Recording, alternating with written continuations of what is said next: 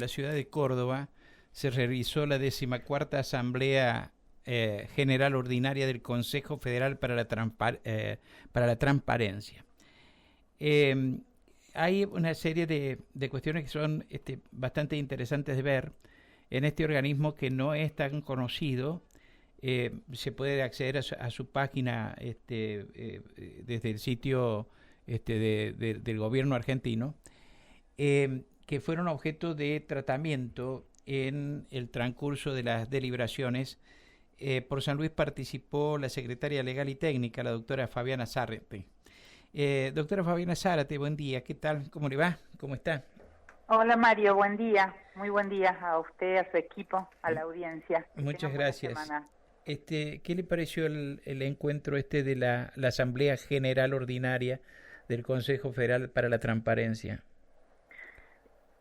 Gracias por la pregunta, Mario. En realidad quería decirles que participar del Consejo Federal de Transparencia para mí, que en principio era una mera obligación porque había sido designada representante, nos ha resultado como Estado muy útil porque hemos podido compartir experiencias con provincias que claramente están más avanzadas en el tema del acceso a la información y dar pasos en ese sentido y tal vez, digamos, conocer el camino recorrido y bueno, algunos errores que han cometido tal vez evitarlos.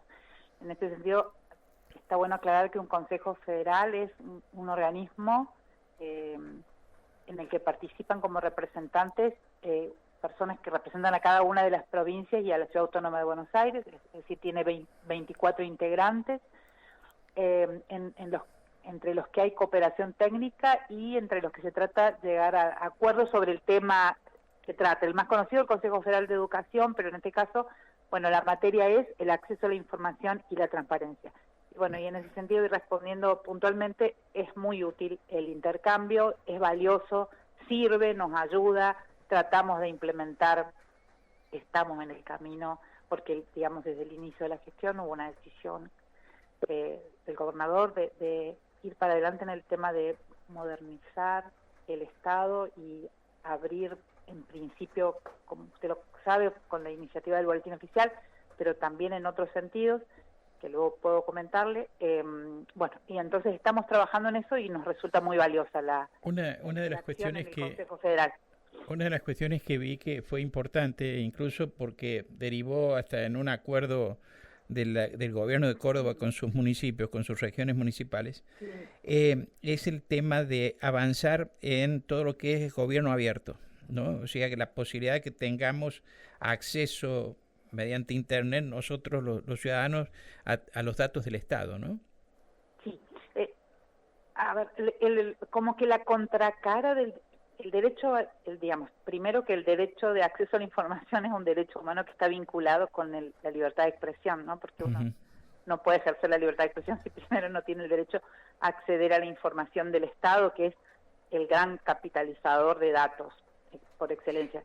Entonces, ese Estado está obligado, esto por ahí es un poco, digamos, hay que tratar de vencer la resistencia natural que puede haber en los funcionarios a dar información, pero la verdad es que los Estados nacionales y subnacionales están obligados a dar información de cualquier naturaleza, aunque esto entre en tensión, por decirlo de algún modo, con la privacidad de los datos, en cuyo caso, bueno, habrá que analizar el caso y ver en cuál no se pueden aportar datos porque son datos sensibles o datos personales.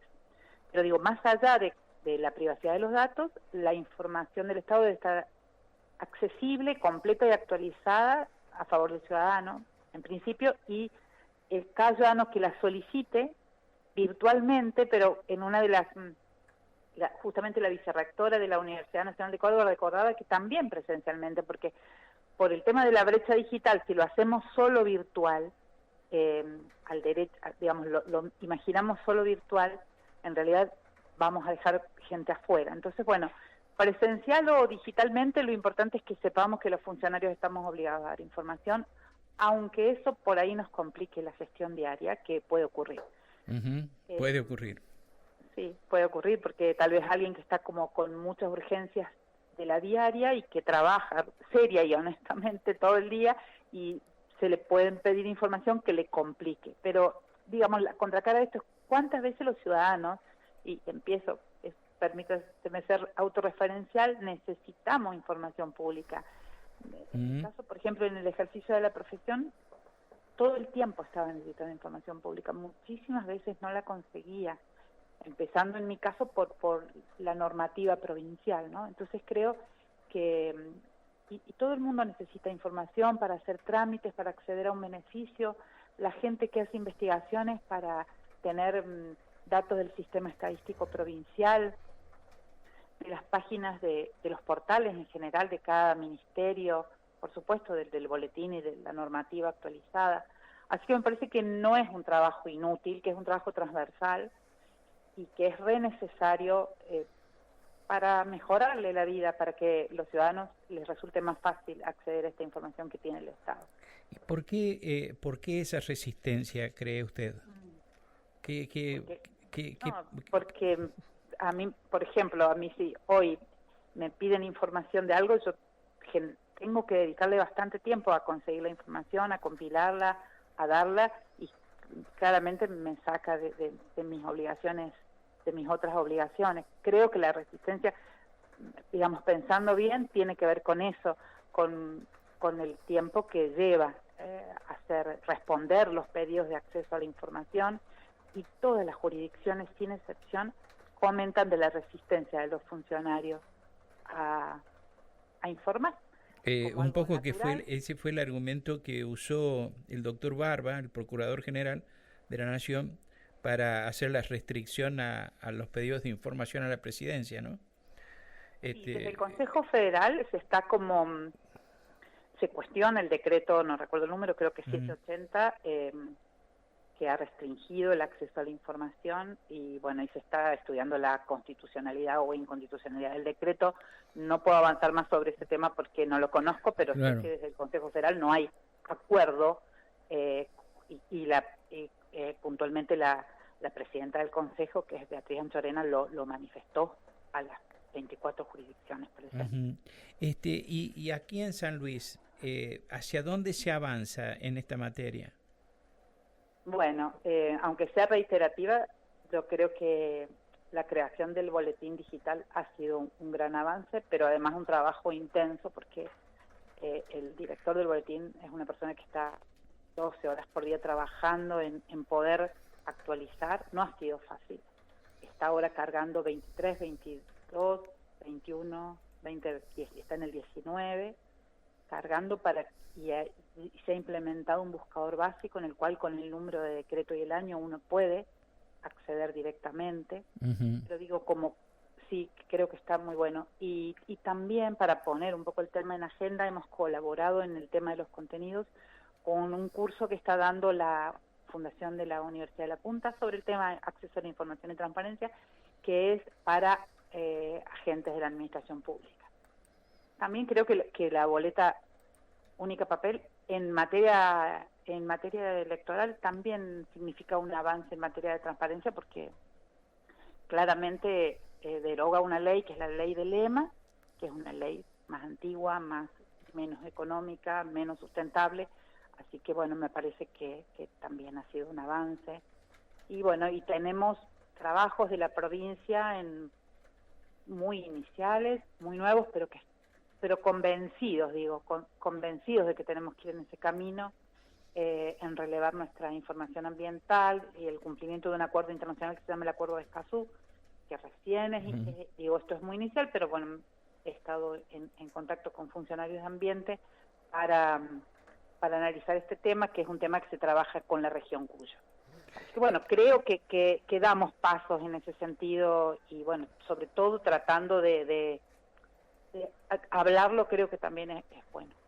El defensor del pueblo anterior el doctor Enrique Ponce, me contó acá en el programa que incluso él tenía grandes dificultades para hacerse de información que debía estar disponible en los organismos del Estado, al punto que tuvo que designar un profesional para que hiciera la recorrida, advirtiendo que necesitaban la información, que tenían que entregarla, que no se podía ocultar, que tenían que hacer el esfuerzo de poderla entregar.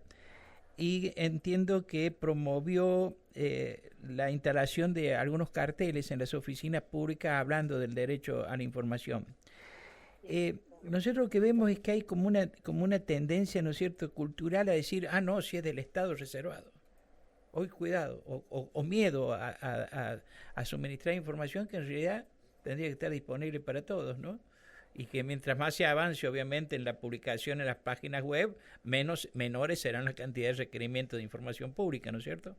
Tal cual, esa es como la contracara, ¿no? Claro. Mientras más haya transparencia activa, que así se le denomina, que es que el Estado publique, ponga a disposición de los ciudadanos los datos, generalmente en modo virtual, porque es el modo más accesible para todos, bueno, van a ser seguramente muchísimo menos los requerimientos, pero coincido y estoy convencida de que es muy útil poner la información del Estado, que es mucha, que es muchísima, que está muy dispersa, que en muchos casos no está actualizada, que tal vez en otros casos está incompleta, pero bueno, instalar el tema significa empezar también a trabajar en eso, que no es una tarea sencilla, pero que bueno, hay que caminar, en mi caso, desde el aspecto de lo normativo, porque es lo que me toca, pero ir en ese camino de ponerlo a disposición del ciudadano, ¿no?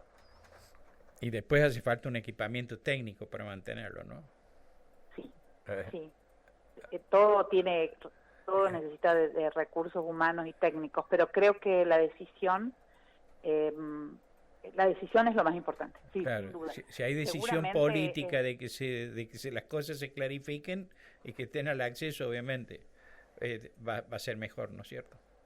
Claro, bueno, en el caso de los actos administrativos que firma el Ejecutivo, hubo una decisión clara en ese sentido de empezar a publicar al día, y hoy estamos al día.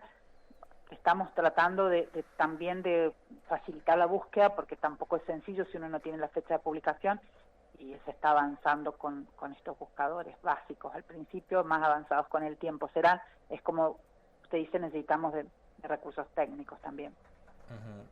Es decir, que va a haber aplicación de todas estas cuestiones que se analizan un tanto teóricamente a veces, pero va a haber aplicación. Hay una decisión política en San Luis de implementarlas.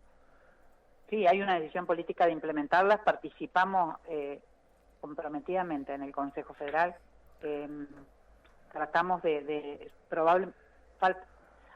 publicar significa someterse a la crítica, y yo creo que ustedes pueden ver que la oposición hoy en ese sentido tiene mucho más fácil, porque todos los días toman el boletín, ven que se ha firmado y hacen críticas en base a eso, y también a la calidad seguramente de esas publicaciones.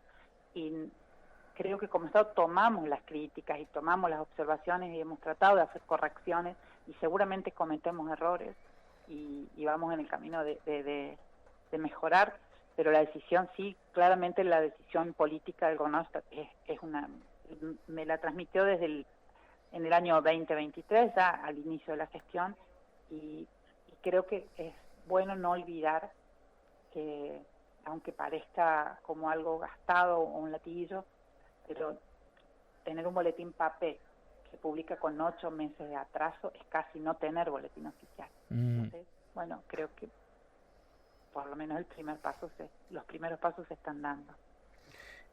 Doctora, muchas gracias por atenderme, gracias por la información. Muchas gracias, Mario, por el llamado, muy amable. Buen día. La doctora Fabiana Zárate, que es secretaria legal y técnica de la provincia, estuvo esta mañana aquí en Nada Secreto en Radio Universidad.